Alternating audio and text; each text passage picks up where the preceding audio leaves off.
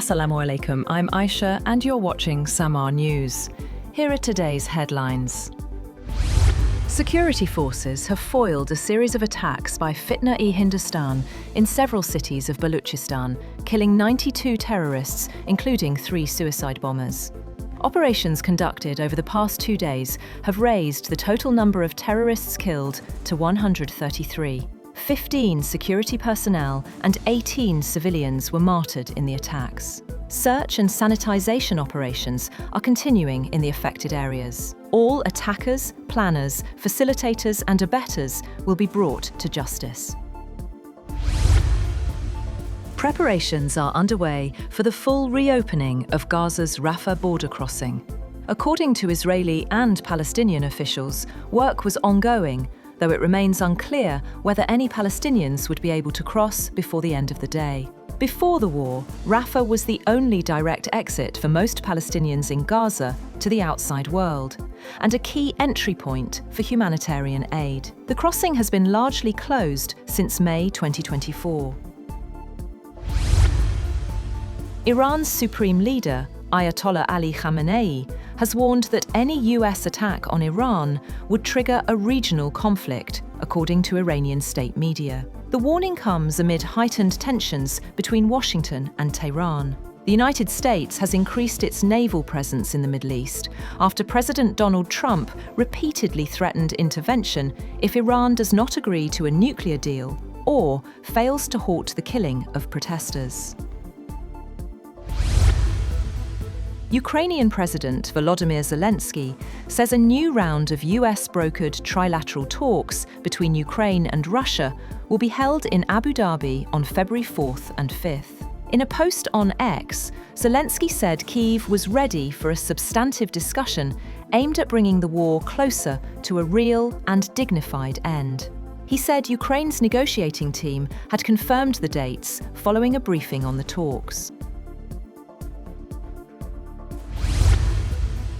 Donald Trump has said that Iran is talking to the United States and suggested that a deal could be reached to avoid military strikes. Speaking on the matter, he said Iran was engaged in discussions with Washington and that the outcome would determine future developments. He added that a large US naval fleet was heading towards the region. Moreover, Trump also said that India would buy oil from Venezuela. He maintained that progress was being made towards a possible agreement between the United States and Cuba, adding that both sides appeared close to a deal. Iran says it will consider the armies of European Union countries as terrorist groups in retaliation for the EU's designation of the Islamic Revolutionary Guard Corps. Parliament Speaker Mohammed Bakr Kalibaf said the move applies to EU states that place the Revolutionary Guards on the bloc's list of terrorist organisations. The European Union made the designation on Thursday, marking a symbolic shift in its approach toward Iran's leadership following what has been described as the country's deadliest crackdown on protests since 1979. US President Donald Trump has said that the United States may work out a deal with Cuba, reiterating his call for Havana to negotiate with Washington. Speaking to reporters aboard Air Force One, Trump said he did not believe the situation had to become a humanitarian crisis. His remarks came days after he threatened tariffs on any country supplying oil to Cuba. Trump said Cuba's economic situation was dire, adding that the country has no money or oil and can no longer rely on support from Venezuela. In a post on X, Elon Musk has said the steps taken to stop the unauthorized use of the satellite internet service by Russia appeared to have worked. His comments came after Ukraine said it was working with SpaceX to prevent Russian forces from using Starlink to guide long-range drones in attacks. Ukraine's defense minister, Mikhailo Fedorov, said Kyiv had detected Starlink systems on drones used by Russia. Israel's military has accepted that around 70,000 Palestinians were killed during the war in Gaza, after having earlier cast doubt on death tolls reported by the enclave's health officials. Israel's Ynet news website and other leading outlets reported, citing a briefing with senior military officials. Ynet cited an official as saying that in their estimation, around 70,000 Gazans were killed during the war, not including missing persons, adding that they were working to distinguish between terrorists and those who were not involved.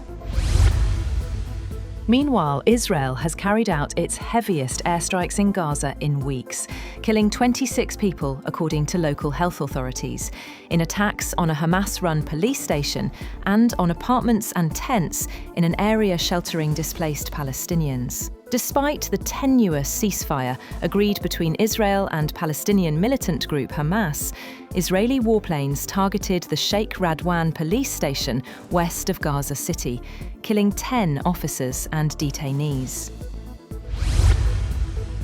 The US State Department has approved more than $6.5 billion in potential military sales to Israel in 3 separate contracts. The Pentagon said the US State Department approved a potential sale of Joint Light Tactical Vehicle and related equipment for an estimated cost of $1.98 billion, and another sale of AH-64E Apache helicopters for $3.8 billion. A third military contract was also awarded for $740 million. The State Department has also approved the potential sale of Patriot interceptor missiles and related equipment to Saudi Arabia for an estimated cost of $9 billion. The Pentagon said in a statement that the principal contractor for the sale of the missiles, Patriot Advanced Capability 3 Missile Segment Enhancement Missiles, will be Lockheed Martin Corp. It added that the approval follows a request by Saudi Arabia to buy 730 PAC-3 MSE missiles. Thousands of protesters have taken to the streets in Minneapolis, and students across the United States staged walkouts to demand the withdrawal of federal immigration agents from Minnesota following the fatal shootings of 2 US citizens. Students and teachers abandoned classes from California to New York on a national day of protest, which came amid mixed messages from the Trump administration about whether it would de-escalate Operation Metro Surge. Several thousand people gathered in downtown Minneapolis in sub-freezing temperatures, including families with small kids, elderly couples, and young activists. That's all for now. For more updates, visit www.samaa.tv.